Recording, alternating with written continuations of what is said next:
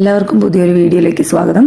ഇന്ന് ഞാൻ രണ്ട് സെലിബ്രിറ്റീസ് നമ്മുടെ റിസോർട്ടിൽ വന്നതാണ് കാണിക്കുന്നത്. അത് കൈലാഷും അതുപോലെ ടിനി ടോമും അവരുടെ ഫാമിലി ആയിട്ട് വന്നതാണ്.